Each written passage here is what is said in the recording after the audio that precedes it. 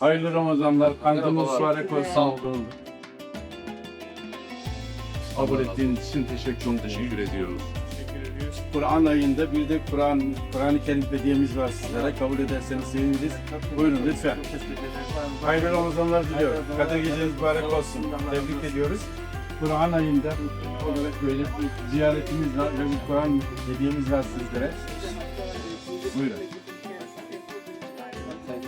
Ticaretimiz hayırlı uğurlu olsun inşallah. Bayram sabahına ulaştırsın Mevlam'a. Allah'a emanet olasınız. Kadir gecenizi tebrik ediyoruz. Eyvallah. Hocam.